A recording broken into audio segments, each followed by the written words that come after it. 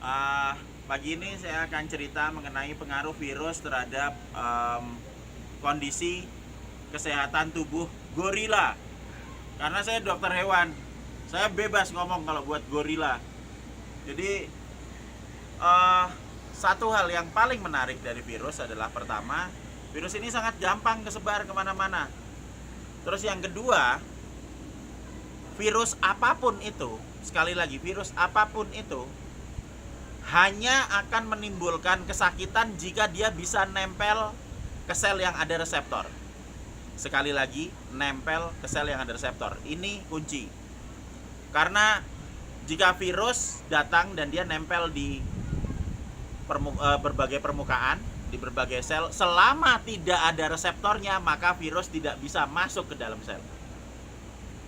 Jadi virus hanya akan menimbulkan kesakitan kalau dia ada virus nempel plug ke sel yang ada reseptornya. Nah, kemudian dia akan bisa nyambung antara spike virusnya sama reseptor di sel, nempel plug, kemudian virusnya masuk ke dalam. Bleng. Satu virus akan masuk ke dalam satu sel, dimasukin satu virus, dan itu ntar akan bisa jadi 5, jadi 10, kemudian selnya pecah. Itu namanya infeksi virus. Sel virus di dalamnya bereplikasi sehingga selnya pecah. Nah, begitu selnya pecah, maka organ yang memiliki sel tersebut akan mengalami kerusakan, dan kalau organnya rusak, otomatis orangnya sakit. Seberapa banyak kerusakannya, ya seberapa banyak virusnya nempel di situ, bisa replikasi di dalam sel, gitu. Jadi misalnya ada virus corona buat gorila ya. Corona buat gorila itu dia punya reseptor di alveolus paru-paru, namanya reseptor ACE2. Nah, alveolus paru-paru, miokardial jantung, di ileum, usus bagian belakang, dan di ginjal. Mereka akan membuat kerusakan di tempat itu jika virusnya bisa masuk.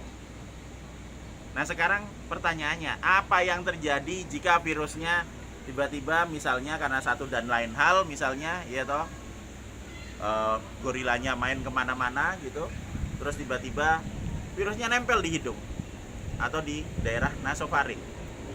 Apa yang terjadi dengan virusnya? Apa yang terjadi dengan gorilanya? Yang kita tahu di daerah tersebut untuk gorila tidak ada reseptor ACE2, tidak ada di situ. Sehingga yang terjadi apa? Ya virusnya cuma nempel aja. Virus 1, 2, 3 ya tetap jadi 3. Nggak akan jadi 300, nggak akan jadi lebih banyak. Jadi apa yang terjadi? Ya gorilanya nggak sakit, cuma ketempelan aja. Nah, kemudian karena dia tidak sakit, dia hanya akan ketempelan saja, gitu loh. Tapi badannya tidak sakit, gitu loh.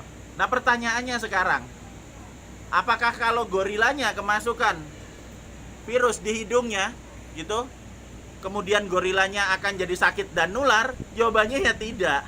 Kenapa? Karena cuma virusnya cuma 1, 2, 3, cuma nempel di situ saja, dia tidak bisa dikeluarkan. Gorila hanya akan menularkan virus jika loading virus di dalam tubuhnya banyak. Loading virus di dalam tubuhnya banyak hanya terjadi jika virus bisa replikasi di tempat yang ada reseptornya. Sehingga simple saja, kalau misalnya virusnya banyak, replikasi banyak, otomatis gorilanya sakit. Kalau gorilanya sakit, baru gorilanya nyebarin penyakit. Sementara gorila biasa, ya nggak apa-apa.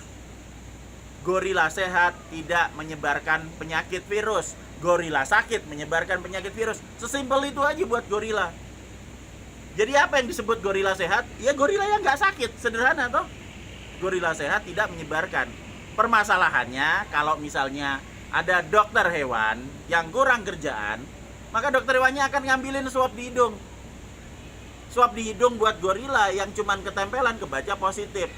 Sementara gorila yang sakit, yang udah kagak bisa bangun, dia melakukan terjadi replikasi virus, kemudian shedding, diambil juga positif. Dan juga PCR. Ada 3 hal penting buat PCR. Pertama, PCR tidak bisa membedakan virus hidup dan mati. PCR hanya menunjukkan oke, ada virus di tempat ngambil. PCR pertama, PCR tidak membedakan virus hidup dan mati. Kedua, PCR tidak membedakan gorila sakit atau sehat. Dan ketiga, PCR tidak membedakan gorila yang terpapar biasa atau gorila yang terinfeksi kemudian sakit. Jadi nggak ada yang perlu ditakutkan dengan gorila sehat. Gorila sehat tidak menularkan virus. Yang menularkan virus hanya gorila yang sakit. Sekarang pertanyaannya, kenapa nggak banyak gorila yang sakit, yang dihebohkan sakit dan ditakuti bahwa oh nanti gorila ini meskipun badannya kelihatan sehat bisa nular. Tahu nggak kenapa? Jawabannya simpel, karena gorila tidak punya HP dan gorila tidak baca media. Kalau gorila bisa berpikir seperti itu, ya seharusnya makhluk lain bisa seperti itu.